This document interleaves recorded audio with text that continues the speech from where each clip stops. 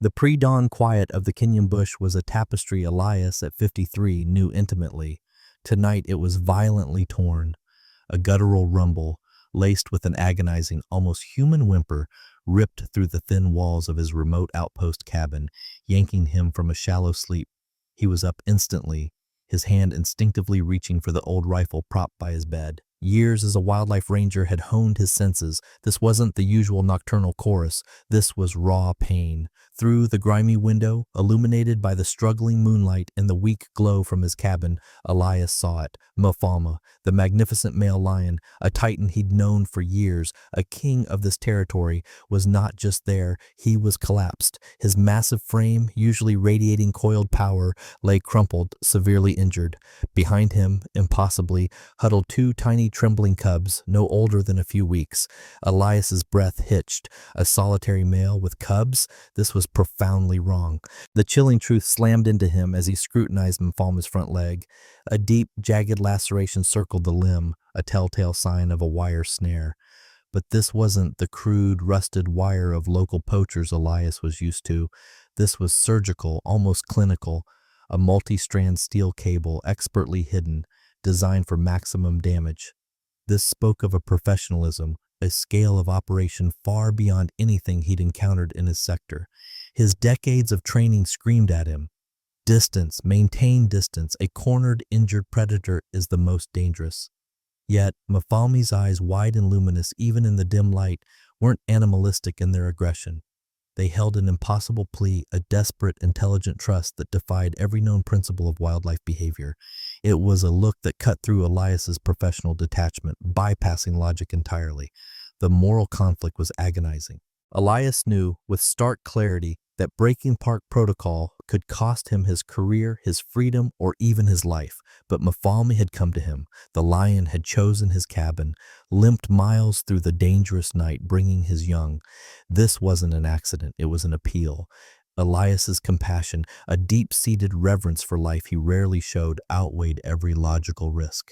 He grabbed his satellite phone, the familiar weight a cold comfort in his trembling hand. "Sahara," he barked into the crackling line.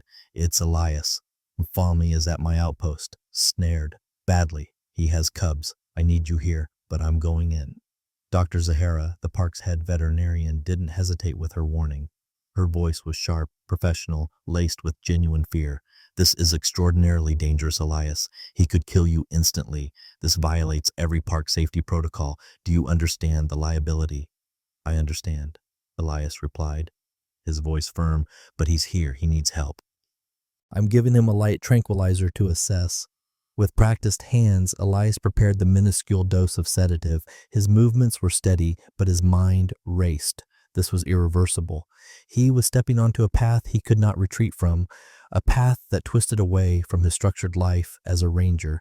Dart poised, he slowly stepped onto the porch. Mfalme watched him, a low, rumbling growl vibrating in his chest, a final primal warning, but he didn't move. His gaze, fixed on Elias, reflected a profound, exhausted resignation, a surrender to the impossible situation. It was Mfalme's final, silent act of monumental trust. Elias raised the dart gun and fired. The dart buried itself in the lion's flank. Mfalme flinched, a spasm of pain, but he didn't retaliate. He simply watched, his heavy eyelids beginning to droop. As the sedative began to take hold, calming the great beast, Elias moved closer, his eyes scrutinizing the snare. It was made of high-tensile steel, intricately braided, almost invisible against the dusty ground. This wasn't local ingenuity. This was professional, well-funded, and meticulously placed. It was a hunter's trap, not a poacher's crude attempt at bushmeat. A cold dread seeped into Elias. The air was growing colder, the night wind picking up. Mfalme needed shelter, urgently. Elias made another agonizing, unprecedented decision. He pushed open the main door to his small cabin, revealing the sparse interior. The very thought of inviting a wild lion inside was ludicrous, unthinkable. With visible effort, Mfalme pushed himself up, his injured leg dragging. He limped slowly, majestically, across the threshold, into Elias's cabin. The two tiny cubs, Jasiri and Kimya, scrambled after him, their small, desperate whimpers echoing in the confined space. Elias watched, stunned disbelief warring with a burgeoning terror. Mfalme had not just come to him, he had come inside. As the lion settled awkwardly on the floor, his eyes now clouded with sedatives and exhaustion, Elias felt a chilling realization coalesce. This wasn't just a tragic accident. Mfalme's injury wasn't random. It was a deliberate act, a calculated strike, a warning sign. He wasn't just dealing with poachers anymore. He was staring into the face of a hidden human danger, one that was far more organized and far more sinister than he could have ever imagined. The small cabin, usually a sanctuary of solitude for Elias, was now a surreal, impossible tableau. Mfalme, the Lion King, lay sprawled on his rough-hewn floor, his sheer bulk filling the space, his injured leg stretched out. The two tiny cubs, Jasiri and Kimya, nestled cautiously behind him. This was beyond any protocol, any professional training. Elias had crossed a line, one from which there was no return, cementing an immense personal and professional risk. With a deep, almost human sigh of relief that rustled the few papers on Elias's desk, Mfalme finally collapsed in the shadiest corner of the room, his breath coming in ragged, shallow gasps. The cubs, though still trembling, seemed to draw comfort from his proximity, their wide eyes slowly losing some of their terror. Elias pulled out his phone, his fingers flying across the keypad. "Zahara," he texted. "Patient and cubs now sheltering inside my cabin. Wound cleaned. Mild sedation administered. Situation stable but extraordinary." He hoped his terse message conveyed the sheer disbelief he felt. The reply from Zahara was almost instantaneous, a series of urgent messages. "Media blackout imposed. An assessment team from headquarters is en route. Director Bakari will be with them." A cold knot tightened in Elias's stomach. A media blackout? An assessment team from headquarters? This wasn't just about a snared lion. His suspicion of a cover-up, ignited by the sophisticated snare, flared into certainty. As the sedatives gently worked, Elias watched Mfalme. The lion's eyelids were heavy, but his gaze remained keenly intelligent, tracking Elias's every move. It was a level of focus that defied normal lion cognition, an almost conscious awareness of his surroundings and of Elias himself. It felt less like a wild animal in distress and more like a sentient being, observing, calculating. Tentatively, Elias placed a bowl of water and some dried meat, part of his emergency rations, near the cubs. Jasiri and Kimya, initially recoiling, slowly approached, driven by hunger and thirst. Mfalme watched, his eyes half closed, but his calm approval seemed to signal permission. The cubs, gaining courage, cautiously drank and nibbled. A profound, almost spiritual connection began to form in the quiet cabin. Mfalme's behavior wasn't just instinct. It implied a deeper understanding, a gratitude that bordered on conscious alliance. Elias felt a silent pact forming, an unspoken communication that transcended species. Then Mfalme did something truly astounding. With a low groan of effort, he struggled to his feet, limped past the cubs, and, to Elias's utter disbelief, hauled his massive body onto the worn cot in the corner of the cabin. It was Elias's bed. The cubs, following their father's lead, quickly clambered up, settling against his warm flank. Elias's cot was now a bizarre, majestic pride den, but the moment of wonder was fleeting. As Mfalme shifted, Elias noticed a fresh bloom of dark red seeping through the rudimentary bandages. The wire had torn deeper, the wound more severe than his limited first aid could handle. The urgency of their situation intensified, and with it, the chilling realization that the conspiracy behind the snare was not merely about poaching. It was a targeted act, and it felt far more personal now. Minutes later, the distant drone of an engine became audible, growing steadily louder. Soon, the bright beams of Dr. Zahara's jeep cut through the pre-dawn gloom, followed by the more imposing SUV of Director Bakari. Elias felt a surge of apprehension. Bakari, a man known for his rigid adherence to protocol and his obsession with park image, was the last person he wanted involved. Elias sent a final cryptic text before they arrived. "Lions resting on my cot. Approach with extreme caution. Suggest tranquilizer preparation before entry. Mfalme alert, but weakening." Dr. Zahara was the first through the door, her medical kit clutched tightly. Her professional composure, usually unshakable, momentarily cracked. Her eyes widened, scanning the impossible scene. Mfalme, majestic even in his pain, occupying Elias's cot. His two small cubs nestled against him. "Remarkable, Elias," she breathed, a note of awe in her voice. "He's actually protecting those cubs in here." As Zahara and her team moved in, preparing to sedate the cubs for examination, Elias felt a pang of betrayal. Even though he knew it was for their safety, the small whimpers of Jasiri and Kimya, their terror as their father's consciousness began to fade under a heavier dose of tranquilizer, tore at him. Finally, Director Bakari entered, his stern face a complex mix of wonder at the sight before him and stern judgment aimed squarely at Elias. "You realize, Elias," Bakari began, his voice low but sharp, "your actions have violated at least 7 park protocols, potentially compromised park security. This is an unprecedented liability." Elias met his gaze unflinching. "Yes, sir," he replied, his voice calm, but with respect. There was no protocol for this specific situation. And he sensed that the broader implications Bakari had hinted at earlier, the reason for the blackout and the swift arrival of headquarters, were far more sinister than mere park image. This was not just about protocol, it was about power, and a truth someone desperately wanted buried. At the Tsavo Wildlife Center, the sterile air did little to calm Elias's frayed nerves. Mfalme's wound, despite immediate care, was more serious than initially feared. The infection was spreading rapidly, a grim race against time. Dr. Zahara, her brow furrowed with concern, spoke of unusual markers in his initial blood samples, subtle anomalies beyond routine analysis that perplexed her. Director Bakari, a man whose presence always felt like a looming interrogation, debriefed Elias in a hushed side office. His questions focused less on the snare and more on Mfalme's unprecedented paternal care. He meticulously revisited earlier poacher reports.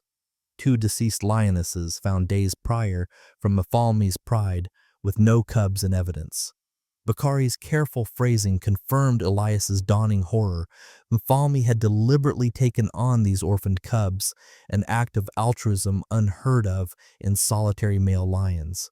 Bakari reiterated the broader implications of the situation, a phrase he'd used repeatedly.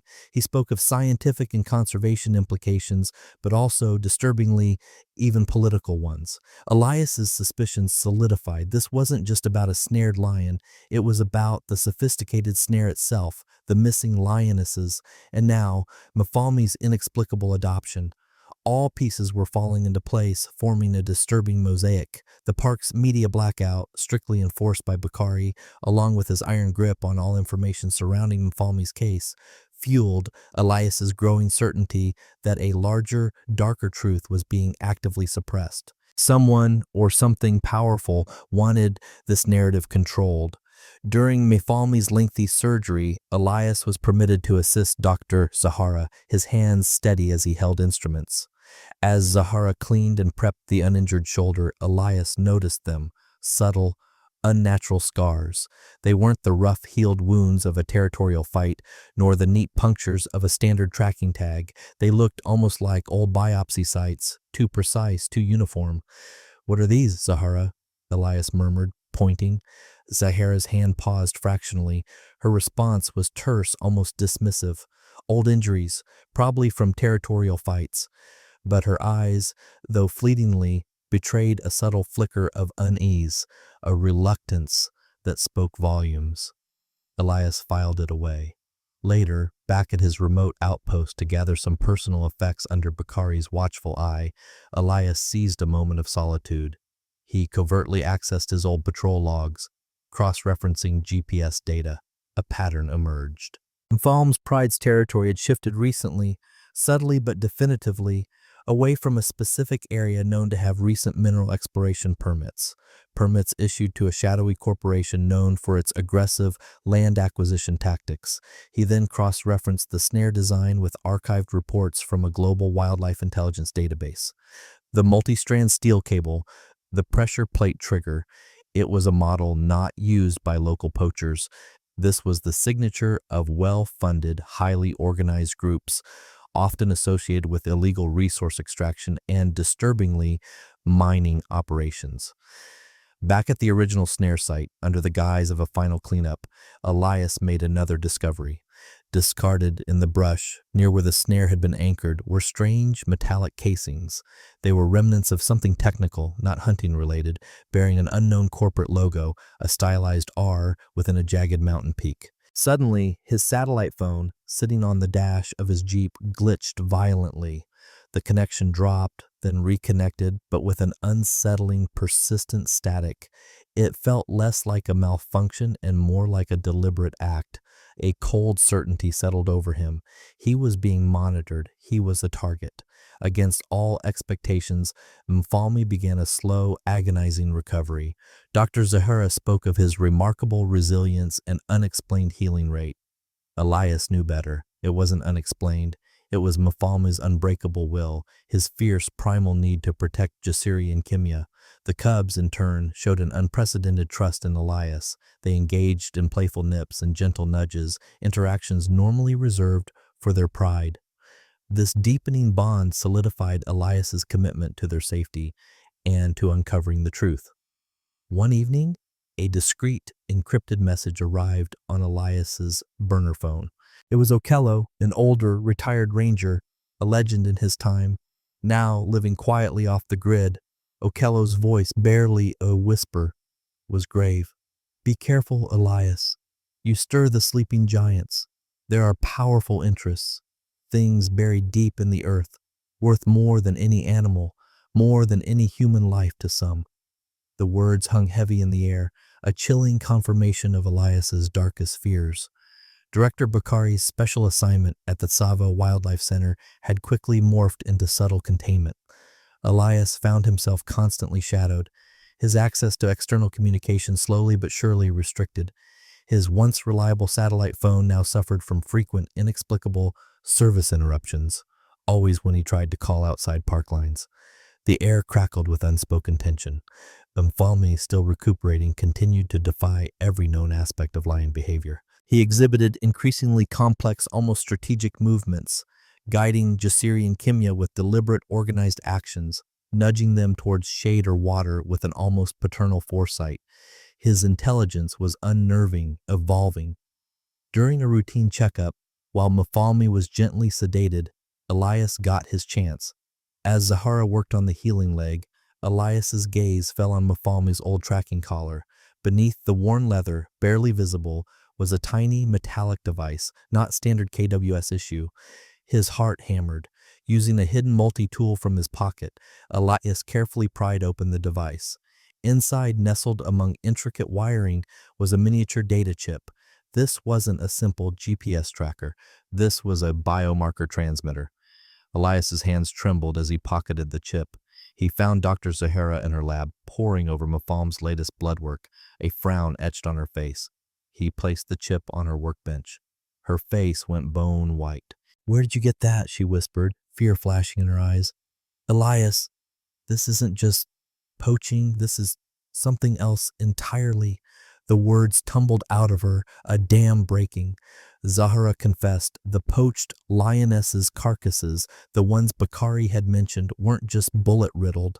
Her post-mortems had revealed disturbing chemical markers in their tissues, unlike anything she'd ever seen. They had been tested, she whispered, her voice barely audible, then eliminated. Mfalme, with his own unusual markers, was undoubtedly next. The Corporation X logo Elias had seen on the discarded casings at the snare site matched a multinational known for deep earth mineral extraction, a company that had recently acquired vast exploration permits near Mfalme's original territory. The pieces of the puzzle clicked into place, forming a terrifying picture. The biomarker transmitters weren't just for tracking, they were for monitoring. They tracked specific targeted animals, potentially to study their resilience to environmental toxins, or for some unknown genetic manipulation related to the harsh realities of mineral extraction in the region. Mfalme was an experimental subject, not just a king of the plains. Knowing he was now a marked man, Elias needed to act. He covertly contacted Ranger Okello again, using a burst transmission to send the encrypted data from the chip and a clear image of the corporate logo. "If anything happens to me," he typed, his fingers flying, "publish this. Expose them." Mfalme, ever watchful, sensed the rising tension. His half-lidded eyes, usually heavy with sedation, followed Elias with unusual intensity. There was an undeniable, almost human intelligence in his gaze, as if he understood the danger that now surrounded them all. Later that day, a new security detail arrived. 4 hulking men in generic fatigues armed with automatic rifles set up positions around Mfalme's enclosure. They weren't park rangers. Elias recognized them as private contractors, mercenaries for hire. Their cold, professional demeanor was unnerving. Their presence was not to protect the lions. It was to control the narrative and Elias. Elias needed to know if his impossible alliance with Mfalme was truly real. He deliberately left his satellite phone unattended on a low wall near Mfalme's resting spot, knowing the contractors would be looking for it. He retreated slightly, feigning preoccupation. Mfalme watched. As one of the security personnel passed, his gaze sweeping the enclosure, Mfalme subtly nudged the phone with his nose. Then, with a slow, deliberate movement, he extended a massive paw, gently covering the device, obscuring it from view. It was an act of unprecedented, conscious protection, a silent testament to their bond. A jolt ran through Elias. He wasn't just saving lions anymore. He was uncovering a dangerous human secret, one that reached into the highest echelons of power. And Mfalme the lion, with extraordinary intelligence and an inexplicable trust, might just be his only true ally in this deadly game. The shocking truth about Corporation X, the stolen lionesses, and Mfalme's unimaginable role in their experiments has turned everything on its head, but the danger's only just beginning. Things are about to get even more intense, more desperate, and more deadly. Don't miss a single moment of this unfolding conspiracy. Make sure you're subscribed, hit that like button, and share this story with everyone you know. Mfalme, Jasiri, and Kimya were moved to a vast 5,000-acre semi-wild enclosure, supposed sanctuary. Elias accompanied them, his new assignment there a thinly veiled containment. Director Bakari had confined him to this space, limiting his communication and movements ostensibly for the lion's welfare. The sense of being watched was pervasive. Despite his lingering limp, Mfalme adapted with astonishing speed. He wasted no time establishing a new territory, choosing vantage points with clear views of the entire enclosure. His strategic thinking was evident as he meticulously mapped out safe zones and hunting grounds for his small, unusual pride. The cubs, Jasiri and Kimya, now larger and growing stronger, were under Mfalme's constant tutelage. Elias observed Mfalme actively demonstrating hunting strategies, not just instinctively pouncing, but correcting their technique, even subtly herding smaller prey towards them for practice. It was a level of organized instruction previously unknown in wild lions, a testament to his unique intelligence. But they were not alone. Elias noticed them, the subtle, high-altitude surveillance drones barely visible against the vast blue sky. Unmarked vehicles, too, patrolled the perimeter, always just out of reach. And then there were the researchers from Corporation X, their presence uncomfortably close, their interest in Mfalme and his cubs' predatory cold calculating. One morning, near Mfalme's favored water source, Elias discovered a small, almost invisible data logger. It was meticulously camouflaged, designed to monitor bioreadings from any animal that drank there. He subtly disabled it, tucking it away, knowing he was now actively playing a dangerous game, directly defying Corporation X. Mfalme's protective behavior towards Elias intensified. During a patrol near the enclosure's northern boundary, a hidden camera in Elias's hat captured a chilling moment. Mfalme, walking slightly ahead, subtly nudged Elias with his massive head, guiding him away from a patch of thick brush. A quick scan revealed it, a concealed wire trap, identical in design to the one that had crippled Mfalme. This wasn't just instinct. Mfalme was actively, intelligently guiding Elias, protecting him from a threat that was meant for them both. An overwhelming sense of gratitude washed over Elias, solidifying a silent pact formed against a common, insidious human enemy. The threats from Corporation X escalated. A parked vehicle loaded with Elias's weekly supplies was found wrecked near a ravine. Its GPS system had been disabled, its brakes tampered with. It was deemed an accident, but Elias knew better. This was a clear message. Director Bakari, looking drawn and aged, secretly met Elias after dark. Under immense pressure, he confessed everything. Corporation X wasn't just funding park initiatives, they were controlling them. The testing of the lionesses and now Mfalme had been authorized at a very high level under the guise of disease research and conservation efforts. Bakari showed Elias classified documents, his hands trembling. The biomarkers were initially designed to track animals near newly discovered rare earth mineral deposits, but recent research funded by Corporation X suggested an adaptation for environmental resilience, a way to engineer organisms capable of thriving in extreme toxic conditions, conditions likely to be created by their extraction methods. The truth was sickening. The poached lionesses were not just victims, they were test subjects, guinea pigs in a horrifying experiment. Their deaths and the subsequent cover-up were designed to conceal unauthorized experiments linked to illegal, environmentally devastating mining practices. Mfalme, as if sensing Elias's turmoil, approached him, then turned and led him towards a hidden, forgotten den tucked deep within a rocky outcrop. Inside, Elias's flashlight beam illuminated a collection of discarded, strangely glowing rock samples, undeniable evidence of illegal mineral extraction. Toxic byproduct. Elias understood. Corporation X didn't just want to track Mfalme, they wanted his unique resilience, a trait potentially enhanced by exposure to their toxins now embedded in his very genes. They wanted Mfalme and his cubs as live specimens, proof of concept for their bioengineering. With a heavy heart, Elias contacted Ranger Okello one last time. He relayed the exact location of the glowing rocks of Mfalme's den. "If I don't make it," he said, "this is everything. They will try to silence us both." He knew he had just bought himself a confrontation he might not survive, but he was no longer alone. He had a Lion King as his most formidable ally. The final evening settled with a deceptive tranquility. Elias sat on the porch of his isolated outpost, now a temporary field office, watching Mfalme, Jasiri, and Kimya. The cubs, robust and sleek, had just made their first independent kill, a gazelle brought down with impressive coordination. They shared it with Mfalme, their heads bowed in silent respect. It was the calm before the inevitable storm, a fragile peace Elias knew would shatter with the dawn. As predicted, under the cloak of deepest darkness, a covert team from Corporation X approached, led by a ruthless mercenary named Silas. Their intent was clear: extract the lions and silence Elias. They moved with professional precision, black-clad shadows against the faint starlight. Then Mfalme appeared, not from the enclosure but silhouetted against the nascent glow of moonrise on the ridge opposite Elias's cabin, his two cubs at his side. He let out a distinct guttural roar that echoed across the plains, a deliberate, calculated warning to Elias, and a defiant challenge to the approaching human threat.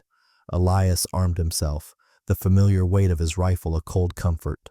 Okello's team was still hours away, a desperate gamble he'd taken.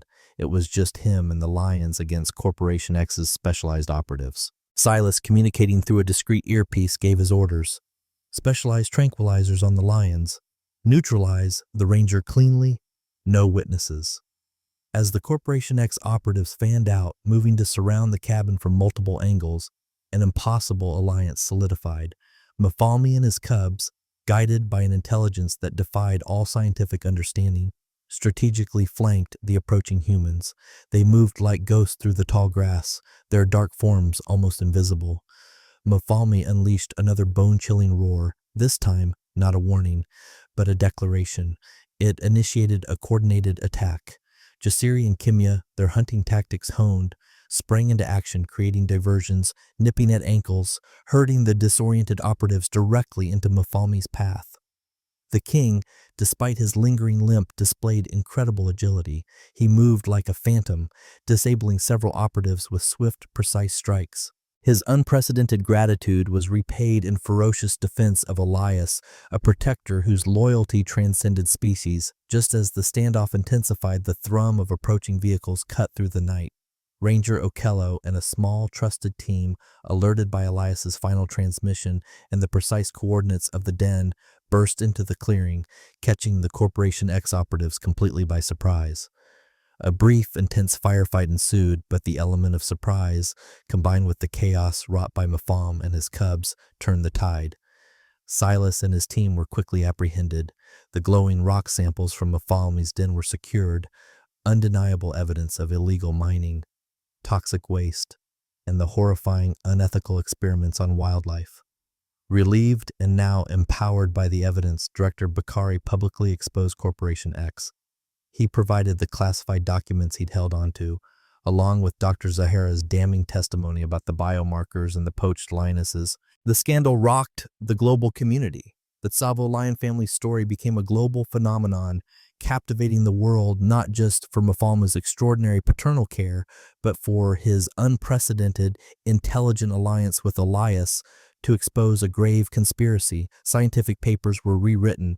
The incident revolutionized the understanding of lion cognition, male parental investment, and their astonishing ability to forge relationships with humans based on deep trust and mutual gratitude.